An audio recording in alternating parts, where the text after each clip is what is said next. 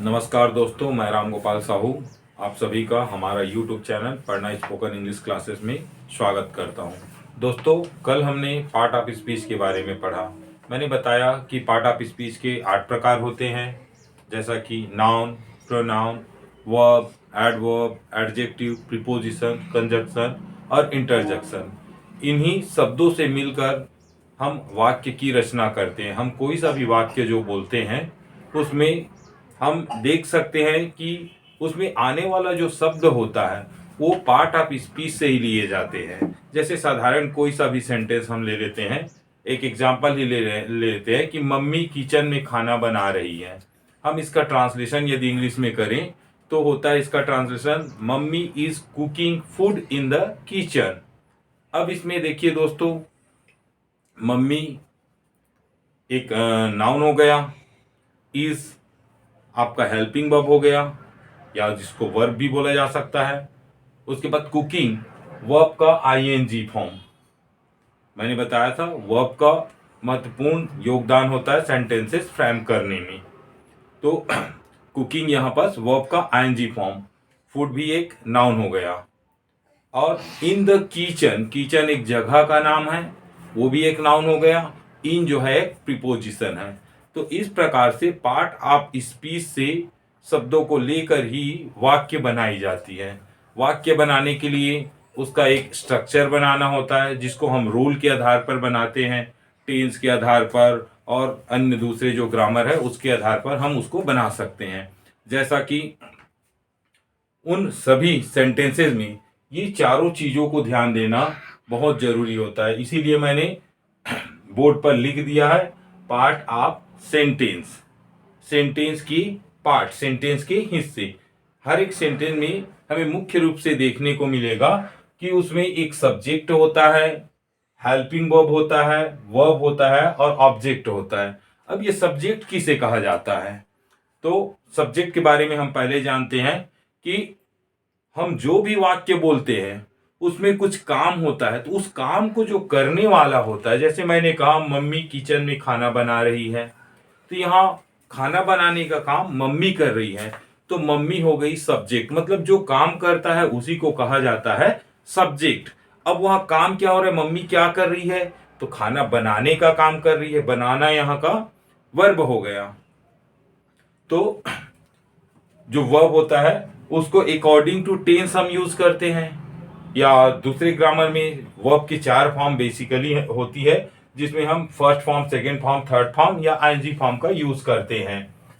Helping verb जहां तक मैंने बताया सहायक क्रिया, उसको भी अकॉर्डिंग टू ग्रामर लगाया जाता है। टेंस का हेल्पिंग वर्ब है तो टेंस का हेल्पिंग वर्ब लगाएंगे, मॉडल का हेल्पिंग वर्ब है तो मॉडल का हेल्पिंग वर्ब लगाएंगे। चौथा पार्ट होता है ऑब्जेक्ट। ऑब्जेक्ट जैसा कि मैंने बताया, मम्मी किचन में खाना बना रही है, तो मम्मी हो गया सब्जेक्ट, इज हो गया हेल्पिंग वर्ब, कुकिंग हो गया वर्ब और फूड हो गया ऑब्जेक्ट। तो इस प्रकार से ये चारों चीजें हमें सेंटेंसेस में खासकर देखने को मिलती है, सब्जेक्ट, हेल्पिंग वर्ब, वर्ब और ऑब्जेक्ट। यहां हमने कुछ सेंटेंसेस भी लिखा है जिसमें देखा जा सकता है मम्मी इज कुकिंग फूड। तो यहाँ मम्मी हो गई सब्जेक्ट जो काम को कर रही है, इज हो गया हेल्पिंग वर्ब जो कि प्रेजेंट कॉन्टिन्यूअस के हिसाब से आया है, कुकिंग हो गया वर्ब, वर्ब का आईएनजी फॉर्म जो कि कॉन्टिन्यूअस में हमेशा वर्ब का आईएनजी फॉर्म लगता है, और फूड हो गया ऑब्जेक्ट। ये चार चीज हमें देखने को मिल रहा है, सब्जेक्ट, हेल्पिंग वर्ब, वर्ब और ऑब्जेक्ट। सेकंड सेंटेंस में भी आप देख सकते हैं, Raju has bought a car. Raju ने एक कार खरीदा है।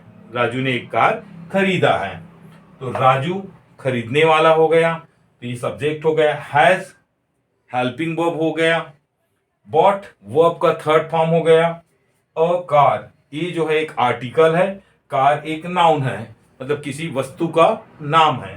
तो इस प्रकार से राजू हो गया सब्जेक्ट, हैज हो गया हेल्पिंग वर्ब, बॉट हो गया वर्ब का थर्ड फॉर्म, ए हो गया आर्टिकल और कार हो गया आपका फिर ऑब्जेक्ट।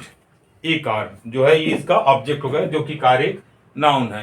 तो इस प्रकार से हमें मिला सब्जेक्ट, हेल्पिंग वर्ब, वर्ब और ऑब्जेक्ट। ये प्रेजेंट परफेक्ट में बना हुआ है, इसलिए हैज लगा हुआ है प्रेजेंट परफेक्ट का हेल्पिंग वर्ब, और बॉट वर्ब का थर्ड फॉर्म है। मैंने बताया था वर्ब की ये चारों फॉर्म का यूज किया जाता है सेंटेंस फ्रेम करने के लिए। नीचे एक और एग्जांपल हम देख लेते हैं। I watch cartoon on TV. I watch cartoon on TV. तो यहां आई जो हो गया एक प्रोनाउन है जो कि सब्जेक्ट के रूप में आया है। वॉच हो गया एक वर्ब जिसमें वॉच का मतलब होता है देखना, आई का मतलब होता है मैं। कार्टून जो हम कुछ भी किड्स लोग, बच्चे लोग जो देखते हैं टीवी में कार्टून, उसको बोला गया है, एक प्रोग्राम है समझ लो। तो I watch cartoon on TV.